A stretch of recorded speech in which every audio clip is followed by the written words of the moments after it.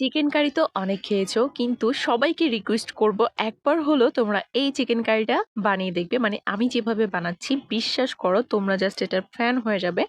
এত বেশি মজার হয় এই চিকেন কারিটা। তো এই চিকেন কারিটা কিন্তু আমাদের বাসার সবাই অনেক মজা করে খায়। আর তাই ভাবলাম রেসিপিটাও তোমাদের সঙ্গে শেয়ার করি। তো গ্রেভিটা দেখেই বুঝতে পারছো আসলে এই রেসিপিটা কেমন হতে যাচ্ছে। আশা করছি সবার কাছে ভালো লাগবে। স্কিপ না করে সম্পূর্ণ ভিডিও দেখতে থাকো। তো প্রথমে আমি এখানে চিকেনের পিসগুলোকে একটু মিডিয়াম সাইজ করে কেটে নিয়েছি। প্রথমেই আমি চিকেনটাকে একটু ম্যারিনেট করে নিব। আর এর মধ্যে কিন্তু আমি বেশি কিছুই দিব না, জাস্ট সামান্য একটু লবণ দিব, হাফ চা চামচের থেকেও কম, আর হাফ চা চামচের থেকেও কম দিব এখানে হলুদ গুঁড়ো।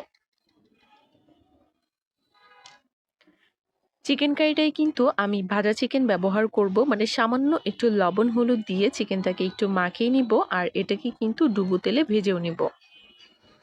তো চিকেনটাকে মাখিয়ে আমি একটা সাইডে রেখে দিচ্ছি কিছুক্ষণের জন্য। আর এখানে আমি একটা স্পেশাল মশলা তৈরি করে নিচ্ছি। এখানে একটা ব্লেন্ডার জারে আমি দিয়ে দিচ্ছি পেঁয়াজ কুচি। পেঁয়াজের পরিমাণ যদি অনেক বেশি দেওয়া হয় তাহলে কিন্তু চিকেনটা খেতে, মানে কারিটা খেতে মিষ্টি লাগবে, তাই পেঁয়াজের পরিমাণ খুব বেশি দেওয়া যাবে না। একটা টমেটো দিয়ে দিলাম ছোট সাইজের, কয়েকটা কাঁচা লঙ্কা,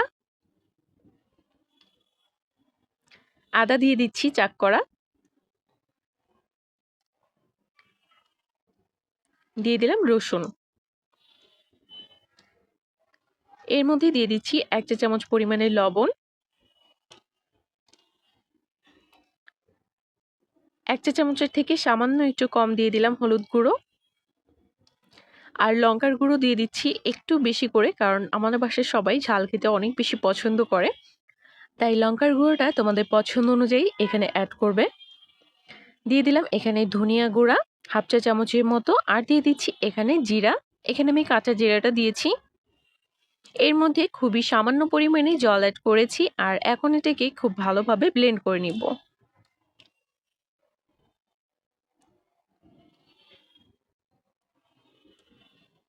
খুব ভালোভাবে ব্লেন্ড করে নিয়েছি। কালারটা দেখেই বুঝতে পারছো কতটা সুন্দর এসেছে। চিকেন কারি কালারটাও কিন্তু অনেক বেশি সুন্দর আসবে। তো এখানে একটা প্যানের মধ্যে পর্যাপ্ত পরিমাণ তেল আমি গরম করে নিয়েছি, আর এর মধ্যে দিয়ে দিচ্ছি আমি আলু।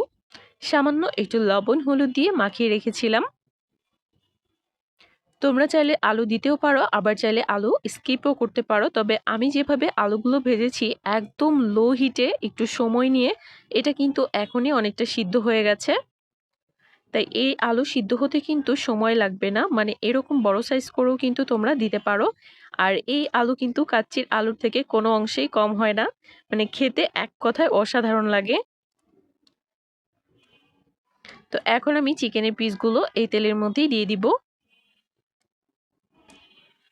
আর হ্যাঁ, চিকেনগুলো ভাজার সময় তোমাদেরকে কয়েকটা টিপস কিন্তু ফলো করতে হবে। এখানে চুলার আঁচটা কিন্তু মিডিয়াম বা লো হিটে রাখা যাবে না, চুলার আঁচটা রাখতে হবে হাই হিটে। হাই হিটে রেখে চিকেনটাকে উল্টে পাল্টে একটু ভালোভাবে জাস্ট ওপরটা একটু ফ্রাই করে নিতে হবে। যদি লো হিটে রাখো তাহলে কিন্তু আগেই ভেতরটা সহ সিদ্ধ হয়ে যাবে, তাই লো হিটে রাখা যাবে না। আলু ভাজার সময় চুলার আঁচটা ছিল একদম লো হিটে, একদম ডিপ ফ্রাই করে নিয়েছি। আর এইখানে চিকেনটাকে কিন্তু আমি একটু হাই হিটেই ভেজে নিব।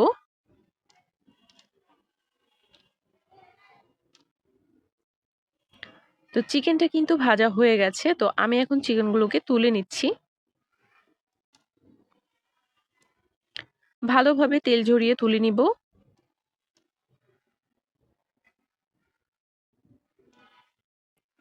তো এখন এই তেলের মধ্যে আমি সরাসরি মশলাগুলো দিয়ে দিব। চাইলে কিন্তু তোমরা তেলের পরিমাণটা আগে থেকেই কমিয়ে নিতে পারো।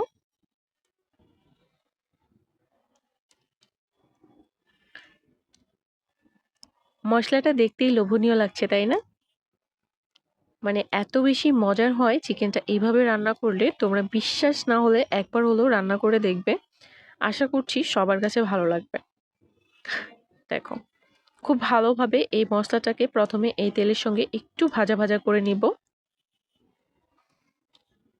দেখো ওপর দিয়ে কিন্তু তেল উঠে গেছে, আর পরিমাণটাও কিন্তু অল্প হয়ে আসছে, আর নিচের দিকে কিন্তু এখন একটু লেগে লেগে যাচ্ছে। তো ঠিক এই পর্যায়ে কিন্তু আমি ভেজে রাখা চিকেন আর আলুটা এর মধ্যে দিয়ে দিব।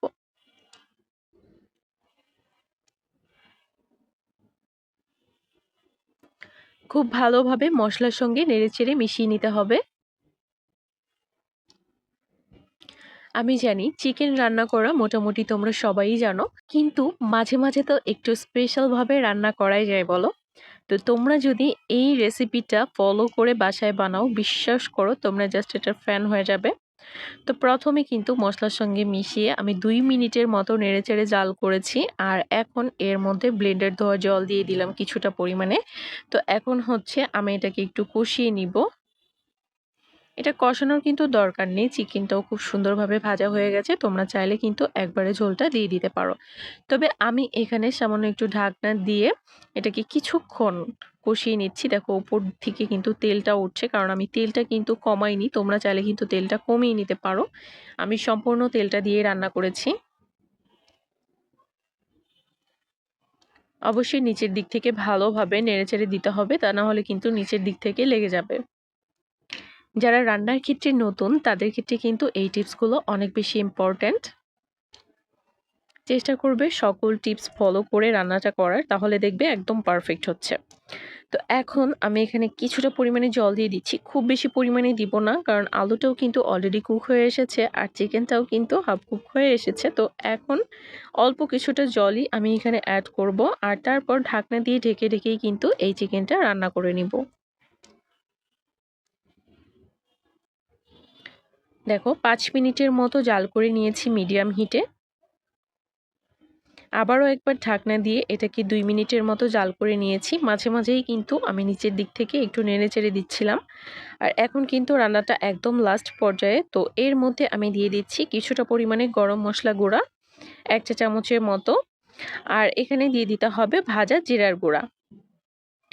খুব ভালোভাবে নেড়েচেড়ে মিশিয়ে নিতে হবে। এখনো যেরকম ঝোল ঝোল দেখতে পাচ্ছ, এটা যখন নামাবে, মানে নামানোর পরে যখন সামান্য একটু ঠান্ডা হবে, এটাই কিন্তু অনেক বেশি ঘন হয়ে যাবে। একদম ঘন একটা গ্রেভি কিন্তু তৈরি হবে। তাই এটাকে আর খুব বেশিক্ষণ জাল করার কোনো প্রয়োজন নেই। তো এটাকে কিন্তু আমি জাস্ট ঢাকনা দিয়ে ঢেকে 1 মিনিটের মতো জাল করেছি। আর এখন কিন্তু এটাকে আমি চুলা থেকে নামিয়ে নিব। দেখো কালারটা কতটা সুন্দর হয়েছে, দেখতেই লোভনীয় লাগছে তাই না? আমি কিন্তু আজকে একদম সিম্পল ভাবেই তোমাদেরকে এই রান্নাটা করে দেখিয়েছি। মানে এখানে এক্সট্রা কোনো যে খুব বেশি মসলা আমি ব্যবহার করেছি সেটা কিন্তু করিনি। তো তোমরা কিন্তু চাইলে এখানে স্টার মশলাটা দিতে পারো। আর এখানে চাইলে তোমরা পেস্ট করার সময় কিছুটা পরিমাণে গোটা ধনিয়া ভেজেও কিন্তু দিতে পারো। সেই ক্ষেত্রেও কিন্তু এই কারি স্মেলটা অনেক বেশি ভালো আসবে। তো দেখো আমি আজকে প্লেন পোলাওর সঙ্গে কিন্তু নিচ্ছি। খেতে এক কথায় অসাধারণ, আর গ্রেভিটা দেখেই লোভ লাগছে। এখন এডিট করার সময় কিন্তু জিভে জল চলে আসছে আমার। নিজে রান্না করেছি বলে বলছি না, আসলেই এটা খেয়ে কিন্তু আমার বাসার সবাই অনেক প্রশংসা করেছে। তো তোমাদের কাছে রেসিপিটা কেমন লাগলো কমেন্ট করে জানাতে কিন্তু ভুলবে না।